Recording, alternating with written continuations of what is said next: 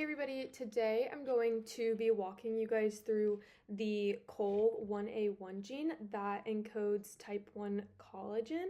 We're going to be talking a little bit about this in relation to the CAFE disease, but first I want to give you a brief introduction to what this protein is and a little bit more background information so we can understand what we're walking through when we look at the model.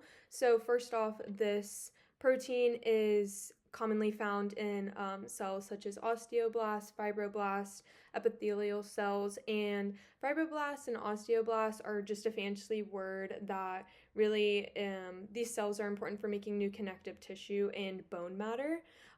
So after we synthesize the protein from the rough endoplasmic reticulum, or I guess the amino acid chain, we are going to export this into the extracellular matrix where it's going to serve as like the backbone for connective tissue between cells.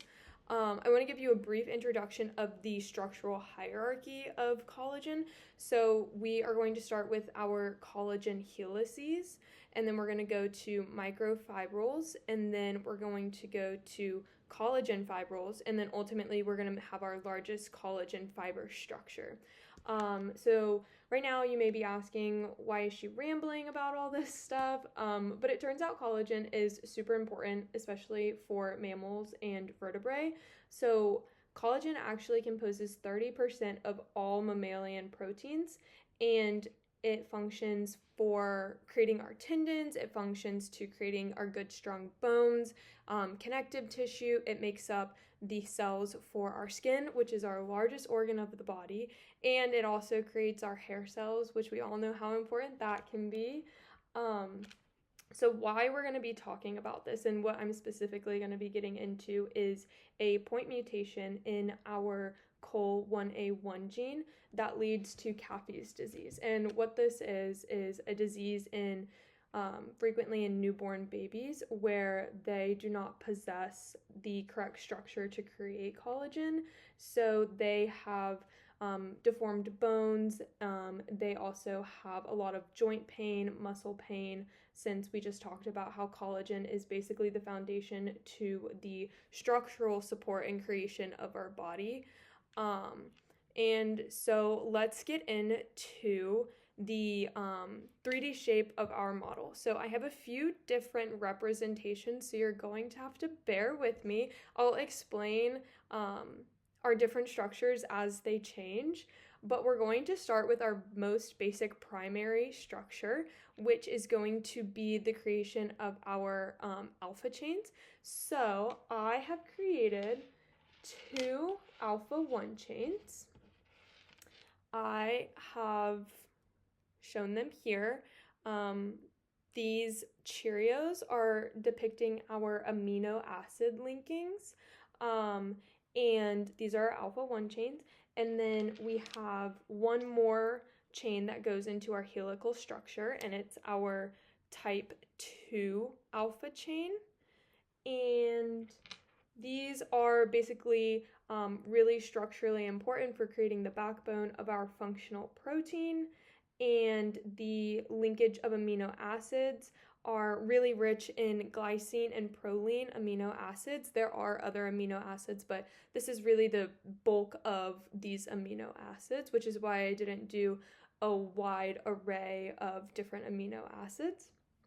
So then what happens is we have our 2' structure, which is the interaction of our amino acids trying to form together. And what's really interesting is that every amino acid in our 3 individual structures are going to form a left-handed turn to create their own individual rigid structure to prep for all 3 of them coming together for our 3' structure. So what I mean by this is, let's say this is my 1 alpha chain. You can see here how I have twisted the structure in our left-handed turn motion to mimic the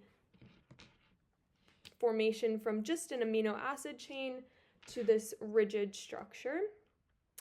And then bear with me while I get my 3rd model in place. I'm going to be creating our 3' structure, which is going to take all 3 of our chains and I have represented this from the red is going to be our alpha 2 chain, and the blue is going to be, like I said, our alpha 1 chains, and all of these are going to end up twisting together.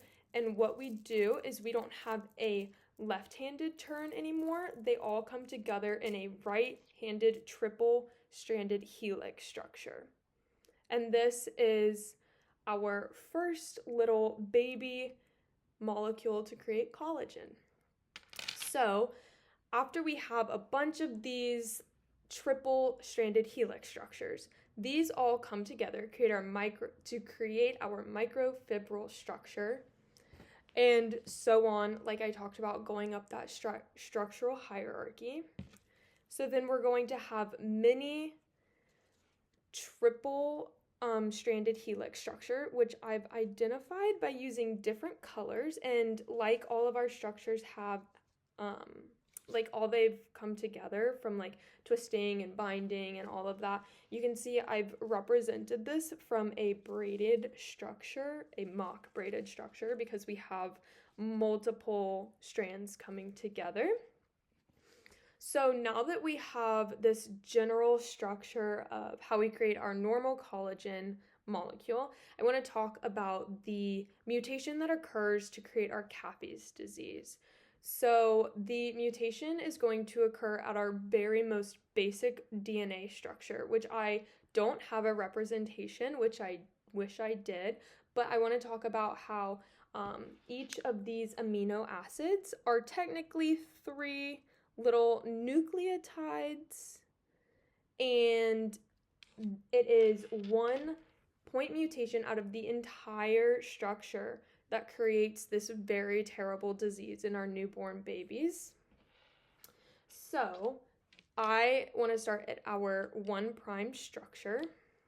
So I have represented this mutation right here by inserting a green bead into my 1' alpha chain.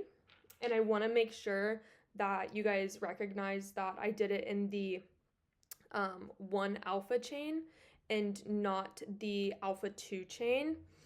So that's super important. And then what happens is we have a mutation that creates a missense mutation, which means that just 1 amino acid changes, like I talked about. And forgive me if I butcher this name, but we're going to have an amino acid change from an arginine to a cysteine. And give me 1 second while I create this amino acid chain for our 2' structure, because it's going to change a lot of things about the organization and the characterization of our amino acid. So I am once again keeping in line with our colors. I don't know if you can see that. There's a bit of a glare. I have a green bead on our 2' turning structure. And so what happens when we go from an arginine to a cysteine is that our arginine is originally very positively charged. It's really good at ionic interactions and hydrogen bonding, and it's a pretty large molecule. So what I want to show you is when we go to do our left-handed turn, we don't really get that awesome tight interaction of our structure because we have a different amino acid and it's encoding for it has a different structure completely. So like I was saying, our cysteine replacement is significantly more neutral than our positive arginine, and so there's a loss of interaction, ionic interaction specifically, and hydrogen bonding, leading to a super weak triple alpha helix structure if we were to combine all of these back together. Furthermore, cysteine encodes for a thiol functional group, which is going to impact the disulfide bonding, which is going to lead to misfolding And I also just want to reemphasize that in our 2' structure, that cysteine is a significantly smaller molecule, so it's not going to have a tight, rigid gap. And since we have such an importance in the funneling of our structure, starting from 1' to 2' all the way up to creating this large collagen molecule, we are really going to see a different and less functional protein. So it's going to be different in the sense that we no longer have the rigidity, altered hydrogen bonding, and ionic interactions, and that's going to weaken the stability of the triple helix structure and how it all comes together to make fibrils and connective tissues. And ultimately, non-functional collagen is going to lead to skeletal muscle connective tissue abnormalities like we see in Caffey's disease.